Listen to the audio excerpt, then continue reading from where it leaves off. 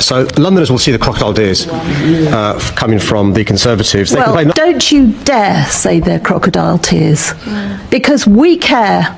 We do care. You say robbery's down, 82.5% increase in business robbery. Don't you dare say we don't care, because we damn well do care. It's you that doesn't appear to care because you're not doing anything about it. In the last 12 months, sexual offences were up 6%. 125,000 domestic abuse offenders were recorded. The positive outcome for the rates for these crimes was less than 10%. That is absolutely appalling, and let me assure you, my colleagues do care, and this is why we constantly try to hold you to account on this. Perhaps you should actually take a view on what you say every year. Your most important thing is actually keeping Londoners safe. Those of us that look at the statistics, it shows a very different picture. Yesterday we had a meeting talking about the police and crime plan that's been in place for nearly 4 years. It's a disgrace. There are so many things in there that show how badly you are doing. We care, which is why we keep bringing this up. You clearly don't care, because whenever you're questioned on it, you talk about a different subject or you refer to crocodile tears. Well, let me tell you, we do care, and I hope you damn well listen and next year do something positive. That should be your New Year's resolution, to actually make London safer, because it's an absolute disaster out there at the moment. London's streets are more dangerous than they've been in years, and the numbers make that tragically clear. Official crime statistics released this month reveal a significant surge across several major categories, including knife crime, theft, and violent assault. But perhaps more alarming than the rise in incidents is the persistently low resolution rate, which paints a stark picture of a policing strategy that has failed to deliver on its most basic promise: keeping Londoners safe. Despite repeated assurances from City Hall, the capital's police and crime plan, now approaching its 4th year under Mayor Sadiq Khan's leadership, appears to be in crisis.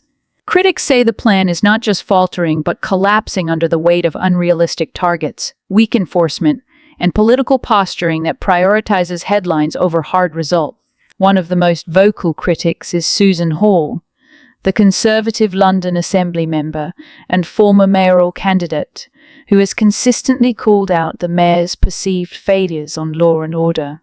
In a strongly worded statement, Hall urged Khan to finally take responsibility for the mess unfolding on his watch.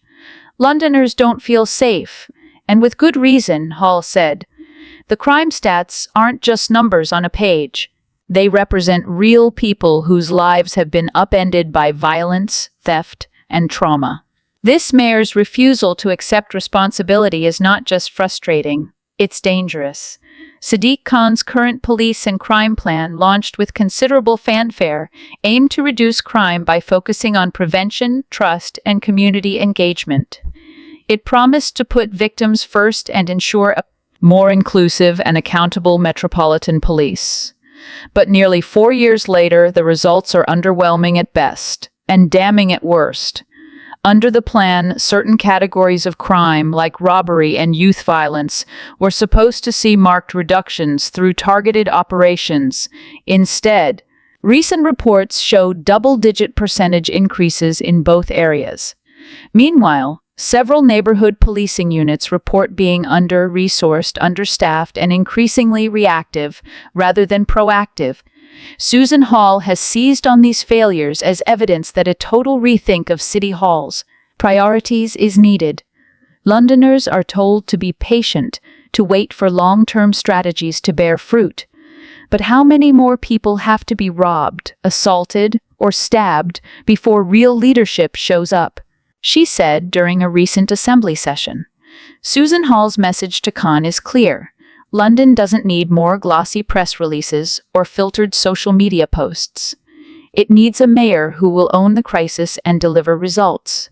The question now is whether Khan will recalibrate before the political pressure becomes unmanageable, or whether Londoners will take matters into their own hands at the ballot box. Either way, the city cannot afford another year of escalating crime and eroding public confidence. On Tuesday morning, you said how important de-escalation was. This was at the G7. You told me you didn't think a US attack was imminent. You sat next to President Trump at the G7 dinner of leaders. You said nothing the president said suggests he's about to get involved in this conflict. On the contrary, here we are. He has struck Iran. He's done exactly the opposite of what you said you thought he was going to do. Do you feel foolish, frustrated that he's not listening? Well, it's clearly a fast-moving situation, and there's been a huge amount of discussions in the days since the G7 ended, and the US has now taken the action to alleviate the threat that Iran's nuclear program poses. My position throughout has been as calling for de-escalation, to get people around the table to negotiate a better outcome diplomatically, and I've been talking to international leaders in recent days, but particularly intensely this morning. We'll continue to do so during the course of today. And just final question, Prime Minister, what's your message to British citizens? Are you getting them out of the region now? Well, for British citizens, we've been saying for some time to register their presence, and as far as Israel is concerned, just as soon as we can get charter flights off, we will do so. But I urge all citizens to make contact with the Foreign Office so that we can facilitate whatever support is needed. Okay, Prime Minister, thank you very much for your time. In a moment that cut through the usual diplomatic pageantry of UK-US relations, Prime Minister Keir Starmer was asked the blunt question now echoing across Westminster. Do you feel foolish and frustrated that he's not listening? The he in question is Donald J. Trump, President of the United States and architect of yet another unilateral military escalation in the Middle East. This time, it was a series of high-profile airstrikes on Iranian nuclear-linked targets, carried out without even a courtesy call to Downing Street. No warning. No consultation. Not even a heads-up text. The optics are brutal.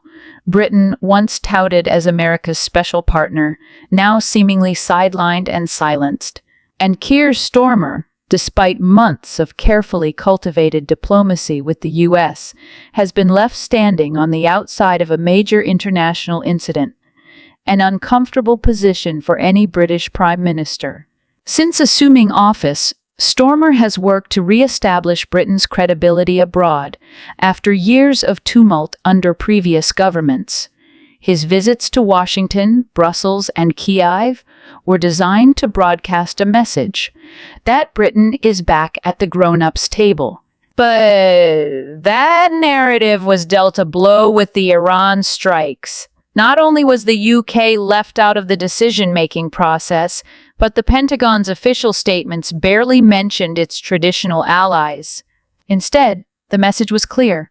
Trump's America answers to no one.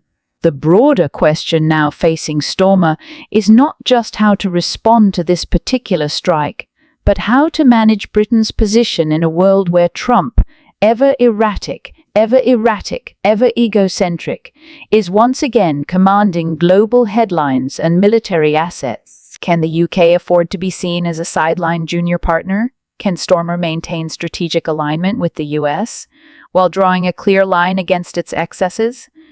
And most crucially, can Britain reclaim its voice before another crisis erupts?